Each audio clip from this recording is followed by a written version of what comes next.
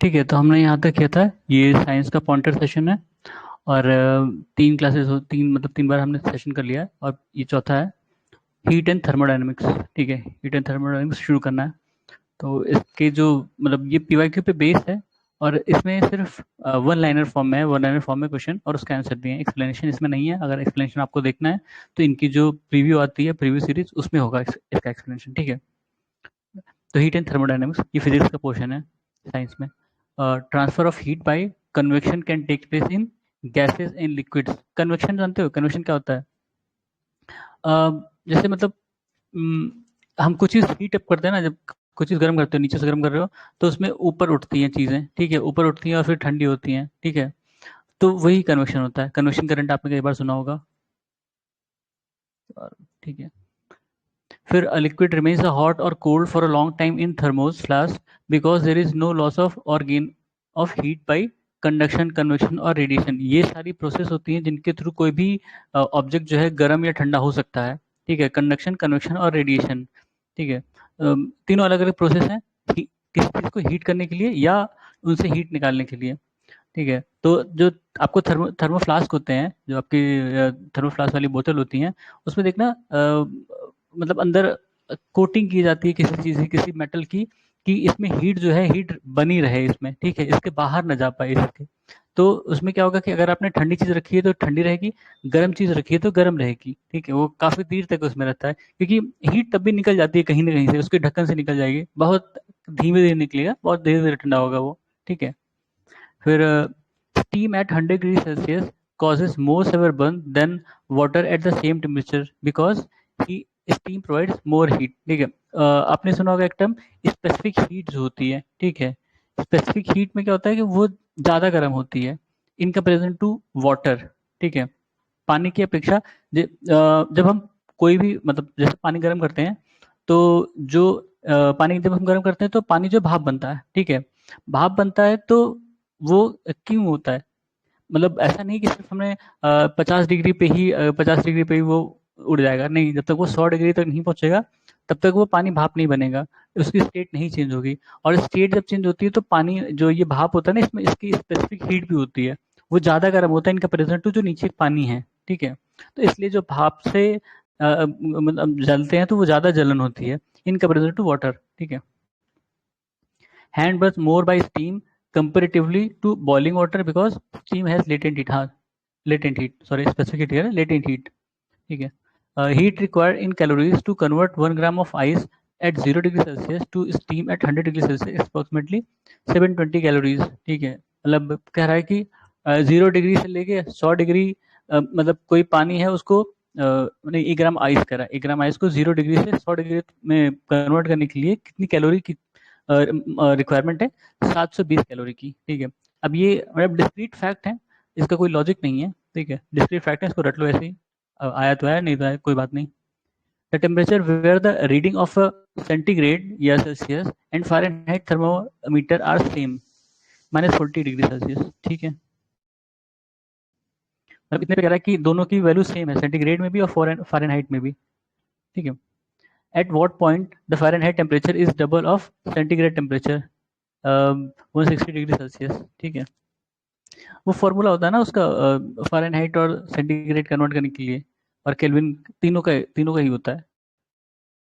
तो अगर वो फॉर्मूला याद है तो सही है, अब मुझे याद नहीं है sir. The body temperature of healthy man is about 37 degree Celsius. ठीक है, कहीं 38 भी बताते हैं, नॉर्मली 37 डिग्री सेल्सियस। ठीक है। फिर normal temperature of human body at kelvin कितना है? 310 केल्विन, अबाउट 310। यहाँ देखो 37 सेल्सियस में 37 डिग्री सेल्सियस है, और केल्विन में 310 केल्विन है। ठीक है। Normal temperature of human body is 98.4 Fahrenheit. Its equivalent in degree Celsius देखो 36.89, मतलब देख लो, यहाँ अबाउट 37 था, यहाँ 36.89 है। तो ये डिस्क्रीट फैक्ट है, इसका कोई लॉजिक नहीं होता। आप आपने पढ़ा, आपको रटा है तो तुरंत ठीक हो जाएगा। नॉर्मली वो जो मतलब ऑप्शंस भी देंगे, हो सकता है यहाँ 36 लिखा है तो दूसरा वाला 38, 39 कुछ ऐसा हो। The scale of temperature which does not have a negative value kelvin. ठीक है, केल्विन में निगेटिव वैल्यू नहीं होती हैं, सेल्सियस में होती हैं। केल्विन स्टार्ट ही होता है शायद 273 ऐसे कुछ, 0 केल्विन से शुरू होगा नहीं, 0 केल्विन से शुरू होगा, 0 के बाद ही बढ़ता रहता है। तो 0 केल्विन करीब 273 डिग्री सेल्सियस, -273 शायद इतना होता है ना, पता नहीं। देखो, a measured temperature in Fahrenheit scale is 200 degree Fahrenheit. Its value in Celsius scale will be 93.3 degree Celsius. ठीक है। Let the average temperature in centigrade and Fahrenheit be. अच्छा, अब ये पता नहीं क्या है। मतलब ये क्या है भाई, नहीं समझ में आ रहा मुझे। अच्छा, ये बताया, ये बताया, ये बताया, ये बताया, देन क्या रिलेशन है नहीं पता। या तो यहाँ मिसिंग है कुछ, हो सकता है मिसिंग है। The value of 40 degree Celsius in Fahrenheit scale is 104 Fahrenheit. ठीक है, वैल्यू ऑफ, अच्छा कहते हैं ना 104 बुखार है, फ़ारेनहाइट में ही होता है वो, सेल्सियस में नहीं होता। एक जो हम बुखार नापते हैं वो फ़ारेनहाइट में नापते हैं। सेल्सियस में नापेंगे तो बॉईल, क्या कहते हैं, बॉडी बॉईल होने लगेगी 104 डिग्री पे। फिर the value of 50 degree Celsius in Fahrenheit scale is 122 Fahrenheit. ठीक है। In cold countries alcohol is preferred to mercury as a thermometric liquid because alcohol has lower freezing point। बताया था ना, alcohol, अच्छा, जो मरकरी होती है वो रूम टेम्परेचर पर लिक्विड होती है और अल्कोहल भी होती है, लेकिन फ्रीजिंग पॉइंट जो है अल्कोहल का वो कम है इन कंपेरिजन टू मरकरी। ठीक है। It is used as antifreeze for automobile engine, ethylene glycol. ठीक है। एंटी फ्रीज कहाँ यूज होता है, जो पहाड़ी एरियाज हैं जहाँ बर्फबारी होती है, ठीक है, वहां पर इसको पेट्रोल डीजल में मिला देते हैं ताकि वो उसको जमे ना। ठीक है। वरना जम जाएगा और गाड़ी खराब हो जाएगी, चलेगी नहीं, ऑन नहीं होगी। इसलिए कई बार आपने देखा होगा कि पहाड़ी इलाकों में या जहाँ बर्फ ज्यादा गिरती है तो रात भर गाड़ी चला के छोड़ देते हैं, ये गाड़ी बंद ही नहीं करते हैं, वरना वो फ्रीज हो जाएगा उसका। ठीक है। The absolute zero temperature is thermostatically, no, theoretically the lowest possible temperature. Absolute zero temperature. ठीक है। Absolute zero temperature अभी पॉसिबल नहीं है मेरे ख्याल से, कहीं भी पॉसिबल नहीं हो पाया वैसा। ठीक है। Expansion during heating decreases the density of material. ठीक है। जब आप किसी भी मटेरियल को हीट करते हो, ठीक है, इस पे एनर्जी प्रोवाइड किया, तो ये इसकी जो मॉलिक्यूल्स होंगे वो दूर दूर भागने की कोशिश करते हैं और ये एक्सपैंड होता है। ठीक है, ये मटेरियल एक्सपैंड होगा। ठीक है। तो इसकी जो डेंसिटी है, अभी मान लो कि सब एकदम पैक्ड है इतने में, ठीक है, पैक्ड है। अब अगर इसका ये एरिया बढ़ गया तो ये जो मटेरियल है थोड़े दूर हो गए, यानी इनकी डेंसिटी कम हो गई। ठीक है। When ice melts then volume increases. जब आइस मेल्ट होती है तो वॉल्यूम बढ़ जाता है।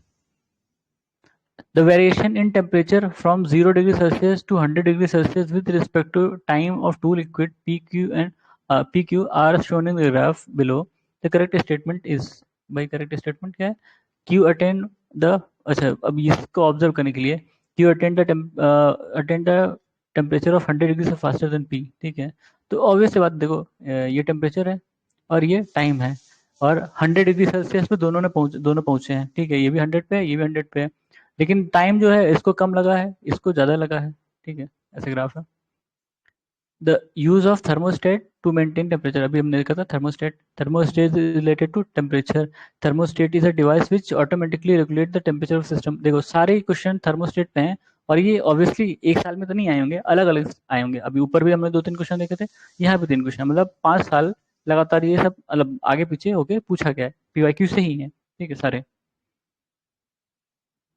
फिर देखो ये भी है थर्मोस्टेट का है, the function of thermostat of refrigerator is to maintain constant temperature. Thermostat हमने देखा, सब सारा कॉन्सेप्ट वही है, क्वेश्चन अलग अलग बार अलग अलग चीज़ों से पूछा गया, बस एक बार भी समझ लो तो वो क्वेश्चन सॉल्व हो गया।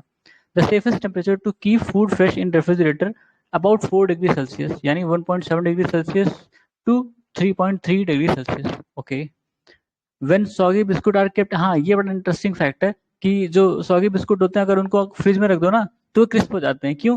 क्योंकि जो फ्रिज होता है ना वो उनकी ह्यूमिडिटी को ऑब्जॉर्व कर लेता है, जब ऑब्जॉर्व हो जाएगा तो वो क्रिस्प हो जाएंगे। ठीक है, ये इंटरेस्टिंग फैक्ट है। हमें लगता है कि जो चीज़ उसमें रखेंगे उसमें हो सकता है कि सीला ना जाए, ऐसा होता नहीं है। Humidity inside the fridge is low and extra moisture is absorbed. ठीक है। एक और कई बार आपने कंफ्यूजन सुना होगा कि अगर हम फ्रिज को खुला छोड़ दें तो क्या हमारा रूम ठंडा हो जाएगा पूरा? ठीक है, नहीं होता है, वो नहीं होता। उल्टा हो सकता है कि गर्म हो जाए, ठीक है। A piece of ice added to drink cools it, ठीक है। Ice takes latent heat from drink drink for melting resulting in cooling of the drink, ठीक है। सही है, एक्सप्लेनेशन सही है। लेटेंट हीट का अभी मैंने कॉन्सेप्ट देखा था कि जब पानी को गर्म करते हैं तो लेटेंट हीट जो है उसको, मतलब लेटेंट हीट उसमें जनरेट होती है और वो क्या कहते हैं, भाप बन के जाती है। तो भाप में जो है लेटेंट हीट होती है, इसलिए वो इस पानी से ज़्यादा गर्म होती है। इसलिए जो भाप से जलते हैं ना वो ज़्यादा गहरा से जलते हैं इन कंपेरिजन टू पानी, ठीक है। अगर पानी भी 100 डिग्री सेल्सियस पे है और भाप ऑब्वियस बात है उससे थोड़ा सा ज़्यादा ही होगा, 100 पे मान लीजिए, तो भी उसमें लेटेंट हीट है, इसलिए वो ज़्यादा तगड़े से जलाएगा जलाएगा। तो the large cold storage plant are use ammonia as refrigerant while domestic refrigerator use chlorofluorocarbons, ठीक है। Ammonia can be liquefied at ambient temperature at low pressure, ये गलत है, पहला सही है, ठीक है। क्योंकि अमोनिया वाला कॉन्सेप्ट तो मैंने भी पढ़ा है कहीं कहीं, जो कोल्ड स्टोरेज जिसमें आलू आलू जहाँ रखा जाता है वो सब वहाँ पर अमोनिया यूज करते हैं। मेरे ख्याल से वो सस्ता होता है इसलिए भी, ठीक है, इन कंपेरिजन टू ये क्लोरोफ्लोरोकार्बन्स, ठीक है। If ice collect the if ice collects in the freezer, the cooling in the refrigerator is affected adversely. Ice is a poor conductor, ठीक है। अच्छा सही कह रहा, मतलब दोनों स्टेटमेंट सही हैं और ये करेक्ट स्टेटमेंट है। Ice is a poor air conductor, पता नहीं यार, कभी करंट लगा नहीं है पानी से, बर्फ से, मतलब पानी से लगा, बर्फ से नहीं लगा। करेक्ट एक्सप्लेनेशन बोल रहा है, ठीक है। When a gas rod is placed in steam, its length increases, its width also increases, ठीक है। ऑब्वियस सी बात है कि स्टीम में हमने देखा था लेटेंट हीट होती है, तो अब जब ग्लास रॉड, अच्छा ठीक है, ग्लास रॉड है, ग्लास रॉड को आप गर्म पानी में डालोगे या उसमें डालोगे स्टीम में, तो उसकी लेंथ ब्रेथ सारी बढ़ेगी ना। बताया था मैंने, ग्लास क्या होता है, glass is a highly viscous liquid, it's not a solid, ठीक है। प्रैक्टिकली वो आपको सॉलिड दिखेगा, टूटेगा, ब्रेक होगा, लेकिन अगर देखा जाए तो वो बहुत ही विस्कस लिक्विड होता है। क्योंकि जो आपकी पुरानी खिड़कियां होंगी, बहुत पुरानी खिड़की जब आप कहीं देखोगे जिसमें शीशे लगे होते हैं, ठीक है, 10-20 साल पुरानी होगी, तो वो नीचे उसकी मोटाई बढ़ जाती है, ठीक है। क्यों? क्योंकि विस्कस है, तो उसको बहुत टाइम लगा नीचे तक खिसकने में, कोई भी ग्रेविटी ग्रेविटी के फोर्स में वो नीचे आ रहा होता है, तो यहाँ पे जम रहा होता है, ठीक है। तो वो नीचे मोटा हो जाएगा, ऊपर पतला होता रहेगा हल्का हल्का, ठीक है। एकदम से नहीं गिर पड़ेगा, लेकिन वो पता चलता है वो थिकनेस, ठीक है। The figures of metal ball and metal ring given below, ball or annals, ठीक है। The metal ball can just pass through the hole of metal ring formed out of strip. When the ball is heated, it gets stuck. But when metal is heated, the ball can still pass through ring diameter. अच्छा देखो, ऐसा कह रहा है कि ये ball है और ये रिंग है। अगर हम बॉल को हीट करेंगे तो मतलब नॉर्मली ये कहते हैं इससे पास हो जा रहा है, इस छेद से, ठीक है। लेकिन अगर हम बॉल को हम हीट कर दिए तो इस छेद से नहीं पास हो रहा है। लेकिन अगर मेटल को हम गर्म कर रहे हैं और ये बॉल इतना ही है तो ये पास हो जाएगा, ठीक है। ऑब्वियस सी बात है, फैक्ट है। क्यों? क्योंकि जब इस बॉल को गर्म कर रहे हो तो बॉल एक्सपेंड हो गई और ये छेद उतना ही बड़ा है, तो बॉल नहीं जा पाएगी। लेकिन अगर आप इसको गर्म कर रहे हो तो इसका तो सारा चीज बढ़ेगा ना, और ये कांस्टेंट है, तो ये तो आराम से पास हो जाएगा, नॉर्मल सिचुएशन में पास हो जा रहा है, कोई दिक्कत नहीं है। A piece of copper and piece of glass are heated to the same temperature. When touched, thereafter the copper piece appears hotter than the glass piece. The density of copper is more than that of the density of copper is that more of glass. Explanation सही नहीं है, लेकिन दोनों statement सही हैं, ठीक है। इसका कोई और वजह होगा कि वो उसका हीट जो है धीरे धीरे निकल रहा है, हो सकता है ग्लास जो है वो अपना हीट जल्दी छोड़ देता है और कॉपर धीरे धीरे वो होता होगा, ठीक है।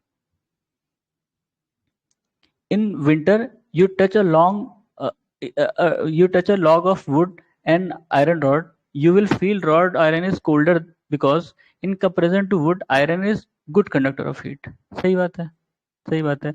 अभी जैसे धीरे धीरे ठंड बढ़ रही है, आप स्टील चेयर बैठोगे या लोहे की चेयर बैठोगे तुरंत पता चलेगा भाई ठंडी है। लकड़ी चेयर बैठोगे तो उतना नहीं पता चलेगा, ठीक है। होता है, हम लोग सुबह बैठते थे, मतलब बाहर चेयर लगी रहती थी, सुबह उठ के जाए बैठे, अरे भाई ठंडा यार ये तो लेकिन लकड़ी की चेयर पर नहीं पता चलेगा उतना, वो उतना ठंडा नहीं रहता है इनके प्रेजेंट, ठीक है। If the temperature of air increases, how would it affect its ability to assume water vapour, ठीक है। देखा था ये वाटर वेपर वाला कॉन्सेप्ट कि जब पानी अगर हवा अगर गर्म है तो वो ज्यादा वेपर को कंटेन कर सकती है, ठीक है। लेकिन अगर ठंडा है तो वो कम को कंटेन कर पाएगी। क्यों? क्योंकि जो भी वो एयर मास होता है ना, एयर मास की अपनी खुद कैरिंग कैपेसिटी होती है, ठीक है, सबकी अपनी कैरिंग कैपेसिटी होती है। तो जब गर्म होगा तो इसकी कैरिंग कैपेसिटी बढ़ जाती है, ठीक है। जब ठंडा होगा तो उसकी कैरिंग कैपेसिटी सिकुड़ जाएगी, ठीक है। तो मतलब इसमें भी ऐसा नहीं है कि अगर ठंडे वाले में वाटर वेपर कम आएगा, उसमें भी होगा, पर उसकी कैरिंग कैपेसिटी कम हो गई है तो कम वाटर वेपर होगा उसमें। गर्म वाले में ज्यादा होगी, और गर्म वाला क्या कहते हैं, उसकी मोबिलिटी भी ज्यादा होती है, ठीक है। वो जितना ज्यादा उड़ेगा उतना ज्यादा वो अपने साथ लेके जाएगा। और जो भारी मतलब ठंडे वाले होंगे वो भारी होते हैं, तो वो नॉर्मली उतने तेज नहीं मूवमेंट कर पाते हैं, ठीक है। तो इसमें वही बोल रहा है कि अगर एयर मास का टेम्परेचर इंक्रीज किया जाए तो वाटर वेपर उसमें क्या होगा, बढ़ेगा घटेगा घटेगा, ठीक है, बढ़ेगा, अब इसी बात से बढ़ेगा। In the night of strong wind due is not form because rate of evaporation is fast, ठीक है।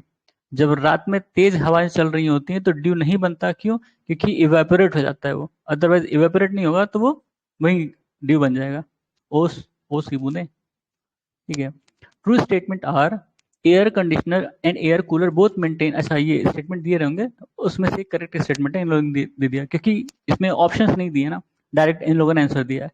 तो air conditioner and air cooler both maintain temperature, air conditioner maintain humidity but air cooler does not maintain humidity, ठीक है। आपने cooler AC, अब air cooler लिए तो हो सकता है एसी और कूलर की बात हो रही है, ठीक है, एसी और कूलर की बात हो रही है और उनका कंपेरिजन हो रहा है। एसी जो होता है वो रूम का ह्यूमिडिटी भी मेंटेन करता है। आप देखो जो ये अगस्त सितंबर अक्टूबर वाली गर्मी होती है, इसमें ह्यूमिडिटी ह्यूमिडिटी बहुत बढ़ जाती है एटमोसफेयर में, ठीक है। आपको पसीना बहुत आता है, क्योंकि पसीना सूखता नहीं, इसलिए आपको अनकंफर्टेबल महसूस होता है, इसलिए वहाँ एसी की नीड ज्यादा लगती है इन कंपैरिजन टू कूलर, क्योंकि कूलर जो है वो ह्यूमिडिटी नहीं मेंटेन कर पाता है, ठीक है। एसी मेंटेन कर सकता है, आपके रूम का ह्यूमिडिटी वो मेंटेन कर सकता है, ठीक है, जो भी एक्स्ट्रा ह्यूमिडिटी उसको एब्जॉर्ब कर लेगा। लेकिन कूलर ये काम नहीं कर पाता है, कूलर सिर्फ हवा देता है, और पानी अगर लगा दे तो वो और ह्यूमिडिटी बढ़ा देगा, ठीक है, तो आपको और अनकंफर्टेबल फील होगा, ठीक है। The air conditioner installed in room control humidity and temperature, obvious बात है, टेम्परेचर तो कंट्रोल करता ही है। Cooling by a desert cooler is based on evaporating cooling, ठीक है। डेजर्ट कूलर, कूलर वही नॉर्मल कूलर, डेजर्ट कूलर कहने में कोई मतलब नहीं है। Cooling is done by release of compressed gas, हाँ, cooling is done by release of compressed gas, जो कहते हैं ना गैस खत्म हो गई, गैस लीक हो गई, तो उसी से कूलिंग होती है। When salt is added into water, then boiling point is increased and freezing point decrease, ठीक है।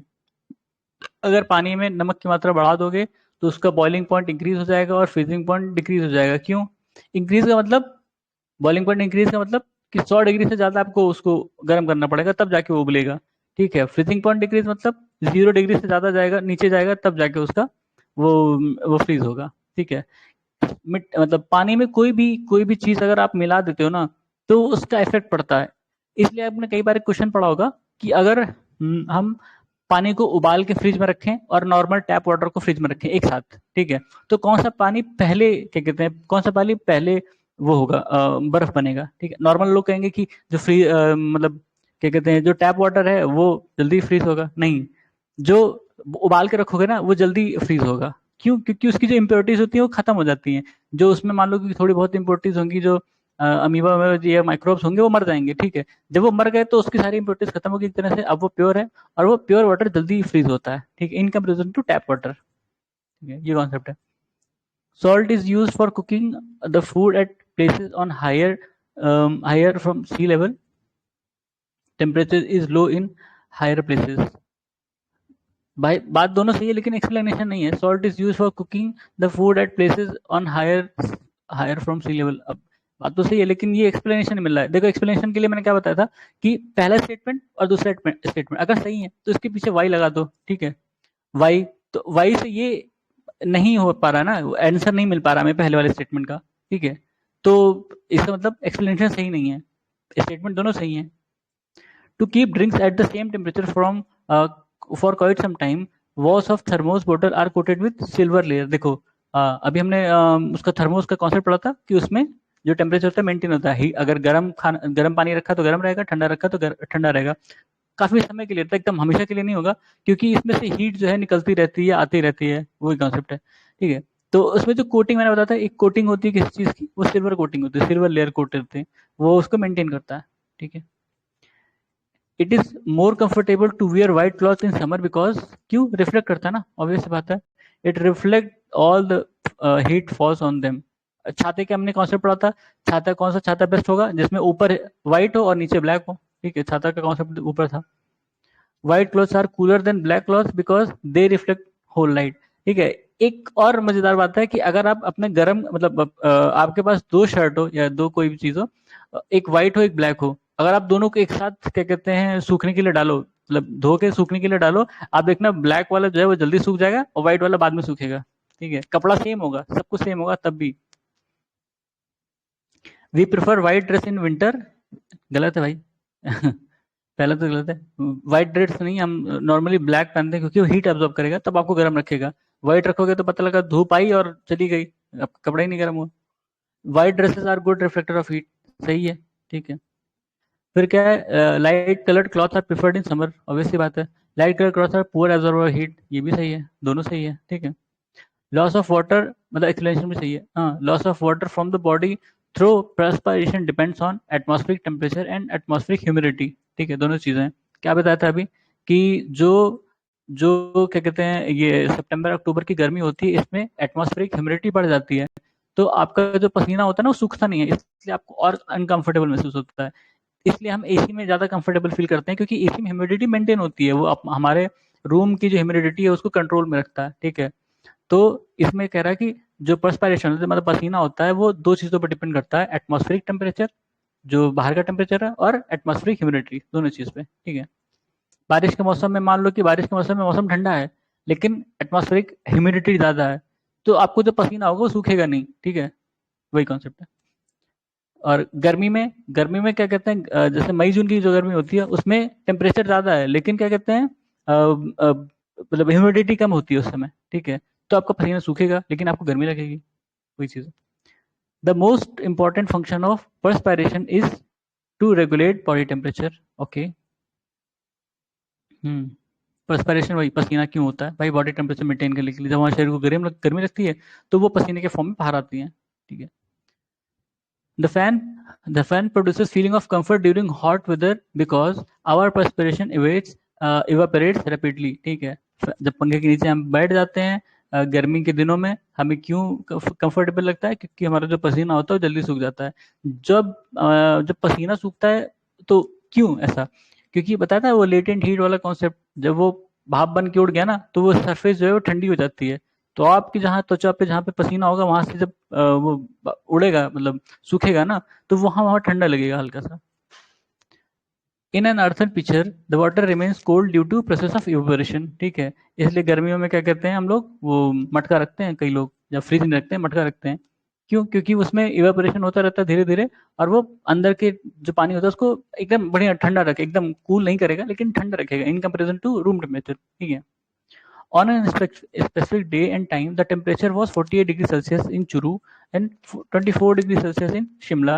Two metallic cups, identical to all respect, contain water at 95 degrees Celsius in Churu, 71 degrees Celsius in Shimla. Which one of these two cups reach room temperature first? देख लो भाई। ठीक है, तो जो इनका room temperature होगा, ठीक है, वो मतलब कुछ भी हो, रूम टेम्परेचर आपका कितना होता है, नॉर्मली रूम टेम्परेचर हमारा 25 डिग्री सेल्सियस होता है। ठीक है, तो सब एक ही टाइम पे वो अपने रूम टेम्परेचर पर पहुंचेंगी, चाहे वो टेम्परेचर कुछ भी हो बाहर, उससे नहीं मतलब है।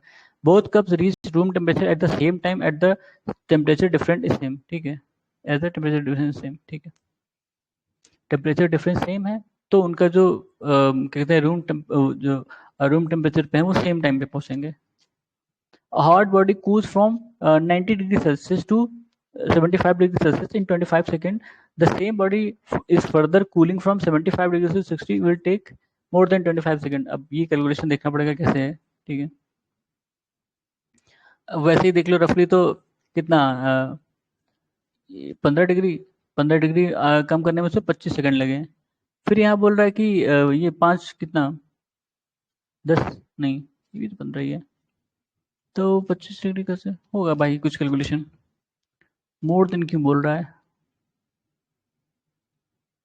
होगा मतलब लगभग लगभग वही चीज है, मतलब उतना ही टाइम दोनों में लग रहा है उसको, लेकिन यहाँ कह रहा है 25 सेकंड लगा है और यहाँ 25 सेकंड से ज्यादा लगेगा।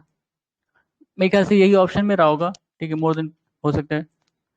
इन the season of summer we experience a humid heat when weather is humid weather.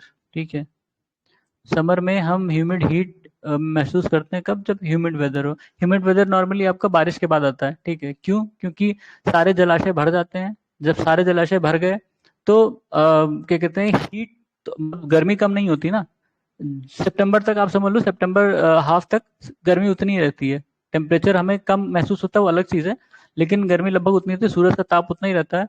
और जो वाटर बॉडीज भर गई हैं, ये इवेपोरेट होती हैं। ठीक है, धीरे धीरे इवेपोरेट होती हैं यहाँ से। तो आसपास के एरिया में जितने भी वाटर बॉडीज है, मान लो कि सबसे पानी इवेपोरेट हो रहा है, तो वहाँ क्या होगा, ह्यूमिडिटी बढ़ जाएगी उस एरिया में। ठीक है, ह्यूमिडिटी बढ़ गई, ऑब्वियस बात है, वेदर जो है वो ह्यूमिड हो जाएगा। ठीक है, xeric condition refers to, xeric मतलब low humidity, xeric condition low humidity. The atmosphere the atmosphere exerts enormous pressure on us, but we do not feel it because our blood exerts a pressure slightly more than that of atmosphere। ये बताया था मैंने जब हम लोगों ने pressure के बारे में पढ़ा था। ठीक है, हमारी बॉडी का जो प्रेशर होता है वो एटमॉस्फेरिक प्रेशर से ज़्यादा होता है, और ये बैलेंस में रहता है। अगर हम स्पेस में जाएंगे, वैक्यूम में, ठीक है, धरती का एटमॉस्फेयर छोड़ दिए, यहाँ पे आ गए। ठीक है, तो यहाँ के हम देखते हैं ना, जो एस्ट्रोनॉट होते हैं स्पेशल सूट क्यों पहनते हैं, उस वो जो स्पेशल शूट होता है उसमें बॉडी का टेम्परेचर जो, वो प्रेशर जो है मेंटेन रहता है। ठीक है, अगर ऐसा नहीं होगा तो नसें फट जाएंगी बाहर जाके। ठीक है, जब हम एटमॉस्फेयर छोड़ेंगे अर्थ का, तो हमारी नसें बस्ट हो जाएंगी, नसें फट जाएंगी प्रेशर कारण। ठीक है, a true statement is addition of solute to a solution decreases its water potential. ठीक, ये बताया था अभी। कोई भी सॉल्यूट अगर किसी सॉल्यूशन में बढ़ा दो तो उसका वाटर पोटेंशियल घट जाएगा। ठीक है, water boil at temperature below 100 degree Celsius at higher altitude, because वहाँ पे प्रेशर कम होता है। ठीक है, atmospheric pressure decreases and boiling point is lowered. ठीक है, जैसे जैसे मतलब जैसे आप मान लो कि पहाड़ पे गए, हिमाचल या कहीं और गए, तो वहाँ 100 डिग्री सेल्सियस जरूरत नहीं है कि उतना डिग्री आपको गर्म करना पड़े, उससे कम पे भी करेंगे तो भी हो जाएगा। क्यों? क्योंकि वहाँ पे प्रेशर कम है, एटमॉस्फेरिक प्रेशर कम है वहाँ पे। ठीक है, जब प्रेशर कम होता है, ये पीवीटी वाला कॉन्सेप्ट है, जब प्रेशर कम होगा टेम्परेचर कम हो जाएगा। ठीक है, प्रेशर बढ़ेगा तो टेम्परेचर बढ़ जाएगा। The boiling point of water decreases as altitude increase, वही कॉन्सेप्ट है, atmospheric pressure increases with altitude. ये गलत है स्टेटमेंट, डिक्रीज होगा यहाँ पे। ठीक है, food gate cook faster in pressure cooker because, हम प्रेशर कुकर इस्तेमाल क्यों करते हैं? क्योंकि उसमें जो टेम्परेचर होता है वो प्रेशर की वजह से बढ़ जाता है। ठीक है, water start boiling at higher temperature due to high pressure. Pressure cooker की जरूरत शायद जैसे हायर एल्टीट्यूड पे जाते हैं तो वहाँ प्रेशर कुकर की जरूरत नहीं पड़ती है। क्यों? क्योंकि वहाँ बॉइलिंग पॉइंट कम है, जल्दी उबल जाएगा खाना, जल्दी पानी उबल जाएगा, खाना उसमें जल्दी पक जाएगा।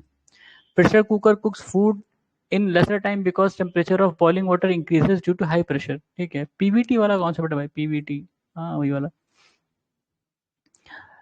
इन pressure cooker food is cooked in shorter time because the boiling point of water increases. ठीक है, एक ही कॉन्सेप्ट है, देखो अलग अलग साल पे क्वेश्चन आए हैं, कॉन्सेप्ट एक ही है सब में, अलग अलग साल पे क्वेश्चन आए हैं। अगर एक बार कॉन्सेप्ट समझ लिया, अगली बार भी आएगा, आप सही कर लोगे। ठीक है, पीवाईक्यू पढ़ने का यही मतलब फंडा होता है कि भाई हम इसलिए पढ़ ले रहे हैं कि फ्यूचर में भी अगर हमें क्वेश्चन मिले तो हम सॉल्व कर सकें उसे। ठीक है, अगर नहीं पढ़ा है तो फिर कंफ्यूजन हो सकती है ऐसे ऐसे। अब इसमें तो जैसे सीधे आंसर दिया, अब उसमें 3-4 आर्गुमेंट दे देंगे, आपको सारे ही सही लग सकते हैं, तो कंफ्यूजन हो जाएगी। The handle of pressure cooker is made up of ebonite, ebonite is hard material. ठीक है, इबोनाइट का मतलब हो सकता है दोनों स्टेटमेंट दोनों सही हैं, लेकिन इबोनाइट इसलिए लगाते हैं क्योंकि वो गर्म ना हो। ठीक है, वो कह सकते हो बैड कंडक्टर ऑफ हीट। ठीक है, पर यहाँ इबोनाइट लिखा है, ठीक है, ये स्टेटमेंट सही है, ये भी स्टेटमेंट सही है, पर वाई का हमें आंसर नहीं मिल पा रहा ना। वाई हार्ड मटेरियल, भाई लकड़ी भी तो हार्ड मटेरियल, हार्ड मटेरियल क्यों नहीं लगाते हो? ठीक है, in in a pressure cooker, the temperature at which the food is cooked depends mainly upon area of the hole in the lid and weight of the lid। ठीक है, मतलब क्या, अब जो प्रेशर कुकर का जो ढक्कन होता है ना, उसमें देखो बीच में एक छेद होता है, वो डंडी निकली होती है, उसके ऊपर एक लिड लगाते हो। ठीक है, ये लिड क्या करता है, ये प्रेशर को मेंटेन करता है इस कुकर के अंदर में। ठीक है, कैसे? जब इसमें क्या कहते हैं कि हीट किए, पानी उबलेगा, ठीक है, तो वेपर जनरेट होंगी, वेपर ऊपर भागने की कोशिश करेंगे। अब ये लीड अगर भारी है, ठीक है, जो लीड लगाते हैं उस सीटी पर, ठीक है, भारी है, तो वो प्रेशर को मेंटेन करेगा। इसलिए कई बार हम चेक करते हैं ना कि ये लीड काम कर रहा है कि नहीं काम कर रहा है, वरना फट जाएगा कुकर, ज्यादा प्रेशर बनेगा। तो एक एक प्रेशर के बाद, एक एक टाइम के बाद वो सीटी मारता है। क्यों? वो प्रेशर को रिलीज करता है, उस प्रेशर को रिलीज करता है। ठीक है, वो सीटी जब मारता है ना, वो जो कुकर सीटी मारता है, वो प्रेशर को रिलीज कर रहा होता है, फिर वो बैलेंस करता है, फिर कुछ देर प्रेशर बनने देता है, फिर वो जब वो प्रेशर उस मतलब एक्वायर्ड प्रेशर मतलब जो उनके रिक्वायर्ड प्रेशर होता है उतना मिल जाता है, फिर वो रिलीज करता है, फिर सीटी बजती है, ठीक है, वही चीज होता है। अगर आप आंच उसकी तेज कर दो गैस की तो जल्दी जल्दी सीटी मारेगा, धीमे रखोगे तो देर देर से मारेगा, ऑब्वियस सी बात है, सबको पता है।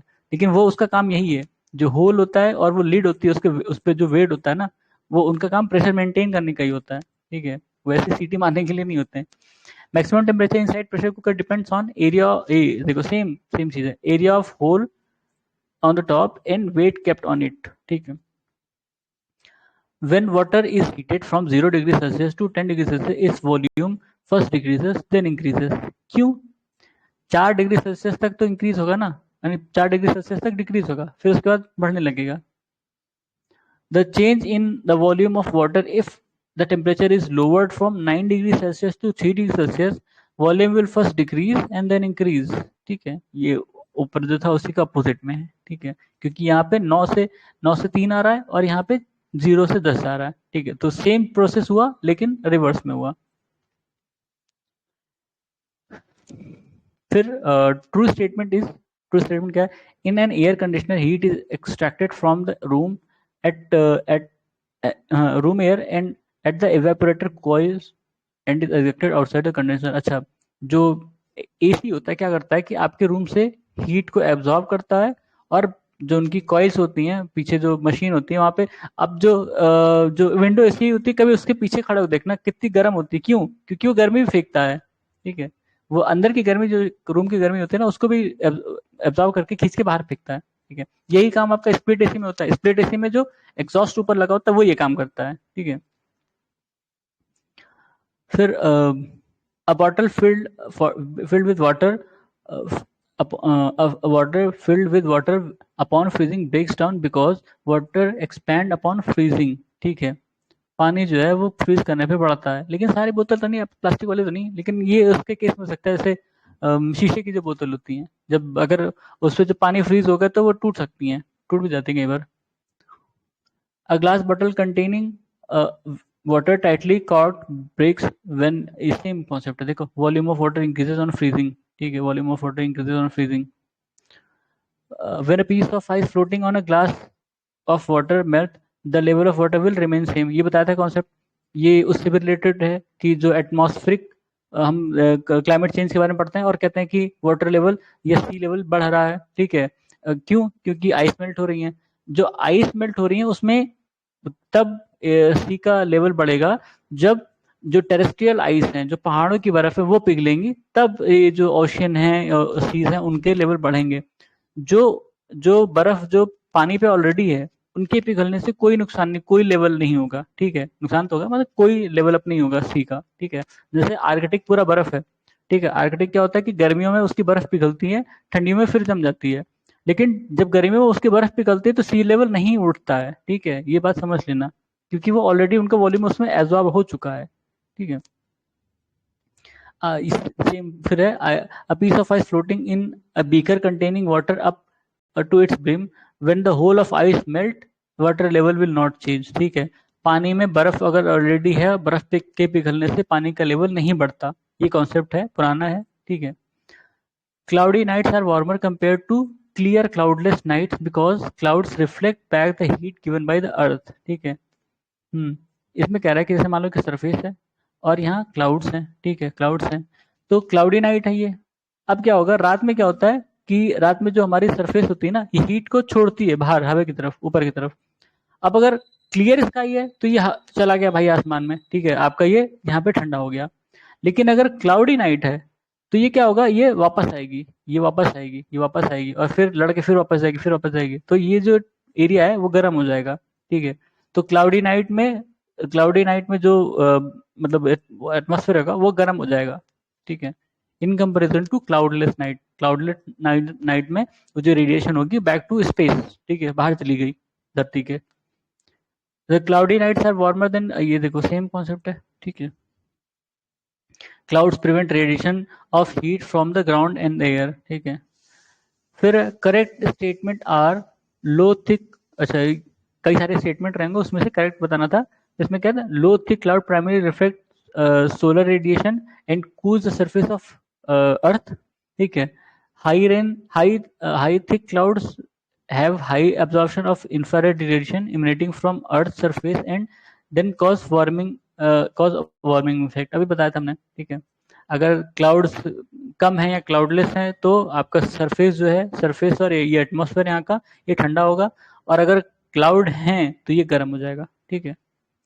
Fruit stored in a cold chamber exhibit longer storage life because rate of respiration is decreased. ठीक है. अगर अब अपने सेब मतलब जो भी फ्रूट्स हैं अगर उसको फ्रिज में रख दो ना तो भी वो खराब हो जाते हैं टाइम बाद. ठीक. लेकिन वो धीरे धीरे खराब होते हैं. हमको लगता है कि यार फ्रिज में रखा था तब भी कैसे खराब हो गया, क्योंकि उनकी जो रेस्पिरेशन होती है वो खत्म नहीं होती है. ठीक है. फ्रिज में रखने के बाद कम हो जाएगी लेकिन खत्म नहीं होगी, तो वो धीरे धीरे खराब होंगे, इकट्ठे नहीं खराब होंगे. वो खराब होंगे, ठीक है, लेकिन इकट्ठे नहीं खराब होंगे. Woolen cloths kept us warm. Woolen fiber are made of special type of protein which is bad conductor of heat. इसमें पहला ट्रू है, दूसरा गलत है. स्पेशल टाइप ऑफ प्रोटीन हो सकता है. बैड कंडक्टर नहीं है शायद, गुड कंडक्टर है. एब्जॉर्ब करते तो हैं, अब वो देखना पड़ेगा. अ ट्रू स्टेटमेंट क्या है? Velocity of sound in air increases as humidity increases. ठीक है. क्यों? जो साउंड होता है ना, साउंड को एक मीडियम चाहिए होता है हमेशा ट्रेवल करने के लिए. इसलिए हमने क्या पढ़ा था, वैक्यूम में साउंड की वेलोसिटी 0 होती है क्योंकि वहां मीडियम नहीं है कोई. तो जैसे जैसे डेंसर मीडियम होगा उसकी जो स्पीड है वो बढ़ेगी. ठीक है. हवा में थोड़ी कम और क्या कहते हैं ह्यूमिडिटी बढ़ेगी तो ह्यूमिडिटी में उसकी जो स्पीड होगी वो बढ़ जाएगी. ठीक है. सबसे ज्यादा किस में होती है? लोहे में होती है. हमने देखा था कई बार क्वेश्चन आ चुका है कि उसमें लिखा रहेगा 4-5 किस में सबसे ज्यादा है, तो लोहे में सबसे ज्यादा है, और 0 किस में? वैक्यूम में. ठीक है. वेलोसिटी मतलब साउंड की वेलोसिटी, साउंड को ट्रेवल करने के लिए एक मीडियम की जरूरत होती है, हमेशा एक मीडियम की जरूरत पड़ेगी. ठीक है. उसके बाद क्या है? If the doors of refrigerator are left open. देखो इसमें देखो अभी मैंने बताया था ये चीज.